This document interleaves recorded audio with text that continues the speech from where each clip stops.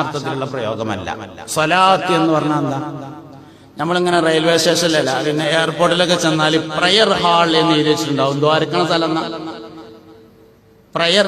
സ്വലാത്ത് എന്നതിന്റെ ഇംഗ്ലീഷാണ് പ്രയർ. പ്രയർ എന്ന് പറഞ്ഞാൽ ദ്വാരക്കന്നല്ല. പ്രയർ ഹാൾ എന്ന് എഴുതിച്ചാൽ ദ്വാരക്കണ സ്ഥലം എന്നല്ല, നിക്കരിച്ച സ്ഥലം എന്നാ. നിക്കാരം എന്ന് പറഞ്ഞാൽ എന്താ? നീയത്തോടുകൂടി തക്ബീറത്തുൽ ഇഹ്റാം കൊണ്ട് തുടങ്ങി സലാം കൊണ്ട് അവസാനിക്കുന്ന ചില പ്രത്യേക വാക്കുകൾക്കും പ്രവൃത്തികൾക്കുമാണ് നിസ്കാരം എന്ന് പറയുന്നത്. ഇങ്ങനെ ഓരോ സാധനങ്ങൾ എടുത്തു നോക്കാണ്. സക്കാത്ത് എന്ന് പറഞ്ഞാൽ എന്താ? റമദാൻ എന്ന് പറഞ്ഞാൽ എന്താ?